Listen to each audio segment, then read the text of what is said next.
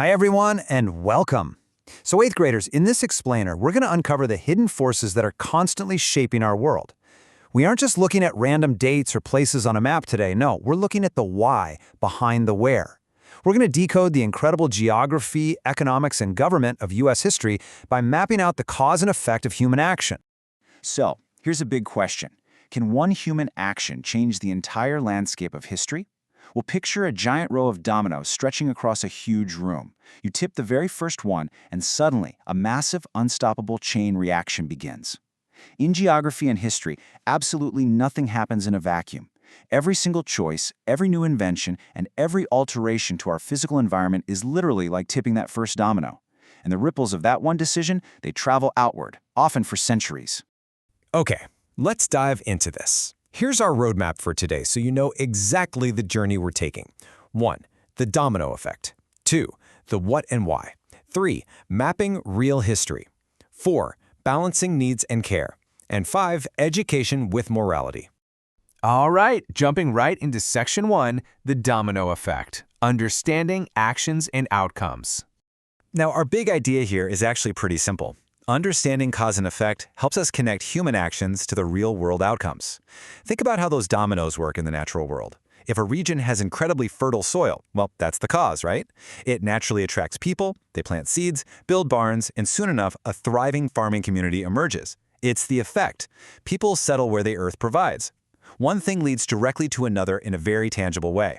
You have an initial condition, which sparks human action, and that creates a brand new reality on the ground. Moving right along to Section 2, the what and why, tools for critical thinking. So how do we actually track these historical dominoes? We use a cause-effect chart. Basically, this is a visual tool to organize geographic information and map out how specific actions trigger environmental and historical outcomes. You see, history isn't just some jumbled timeline of random events you have to passively memorize. It's an intricately woven tapestry. This chart organizes all that information visually, which lets you think critically about how and why history actually unfolded the way it did. Once you map it out, it's like a giant puzzle coming together. You start to see the hidden structures right beneath the surface. But why do we want to chart this out in the first place? Well, there's a verse from Ecclesiastes that I just love. A wise man's heart discerns both time and judgment. This gives us a really powerful biblical why to anchor our academic definition. To truly understand history, we need wisdom. We need to discern the timing of events and, well, judge their impacts carefully. We aren't just memorizing facts here. We're seeking the wisdom to understand the profound long-term consequences of human behavior. And this cause and effect thinking matters deeply for a few very specific reasons. First off, it makes vastly complex history understandable. Second, it shows us exactly how a single environmental factor can shape population growth, industry, or an entire culture. And third, and honestly this is the most amazing part, when we see how these patterns shape the past, we can actually use that pattern recognition to predict future outcomes. Yeah, you are literally learning how to forecast the future by studying the past. Once you know how those dominoes fall, you can absolutely anticipate where they're going to land next. Let's move to Section 3 and see how this builds in the real world, mapping real history, the good, the bad, and the mixed. Let's start with a highly positive link. The cause? The construction of the Erie Canal. Human engineering connected major waterways in New York. And the effect? Well, it resulted in vastly cheaper trade. I mean, we're talking about slashing transport costs by up to 95%. Plus, it led to massive new settlement in areas that were previously really hard to reach. This brilliantly illustrates a positive domino effect, where human action directly boosted economic growth, connected isolated communities, and dramatically improved the standard of living for countless people. It was a total game changer for the American economy.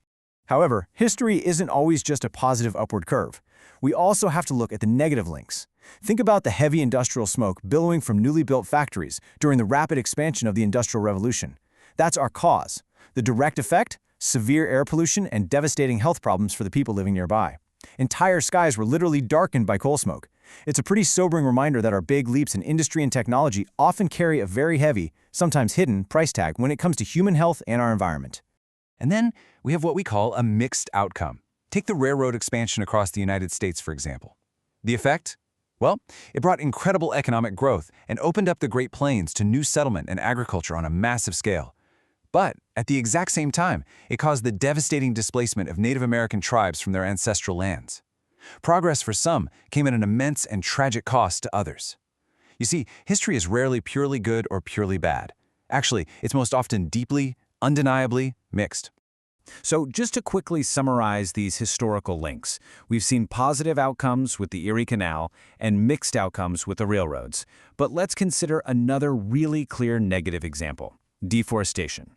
The human cause of cutting down vast forests leads directly to the devastating effects of soil erosion and catastrophic flooding. When we go in and remove those massive root systems that anchor the soil, the environment pays the price, and eventually the people living downstream do too. Okay, transitioning now to Section 4, Balancing Needs and Care, the Biblical Morality Tip. Consider this incredible calling for a second.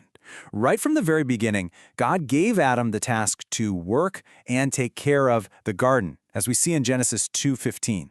This wasn't just a casual suggestion, right? It was a direct mandate for environmental stewardship. We are called to use the earth wisely. Yes, we are definitely meant to work it to provide for human needs, but equally, we're commanded to take care of it. It's a dual responsibility. Now, what's really interesting here is how this perfectly defines the ultimate goal of geographic and historical awareness. Any environmental changes we make absolutely must balance human needs with God's command to protect His creation. Whenever we build a new factory, harvest timber, or expand a city, we have to weigh the economic benefits against the environmental toll. We have to constantly strive for that faithful balance between developing resources for society and preserving the natural world we've been entrusted with. Let's wrap things up with Section 5, Education with Morality, the HeroesMart philosophy. Guys, this is a really profound truth. Education without morality will hurt. I want you to really think about this for a second. What's the point of being incredibly smart and supposedly highly educated if you just continue to make bad choices that hurt other people and destroy the earth? Think about it. If you know the complex engineering required to build a massive chemical plant, but you completely lack the morality to dispose of the toxic waste safely, well, your education is actually causing immense harm to your community.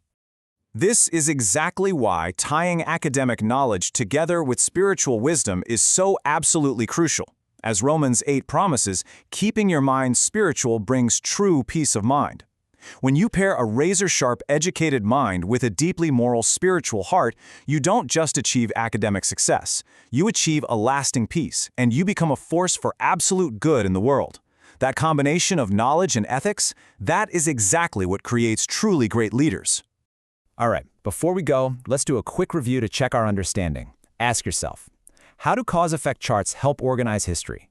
Can you name one positive geographic cause and effect? How about one negative effect? How would you define a mixed outcome in your own words? And finally, how does recognizing these historical patterns actually help us predict the future? Take some time to really engage with these questions tonight.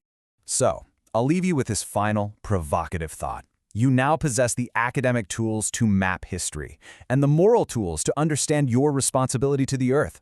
Knowing that every single human action has a consequence, how will you use your education to care for the world?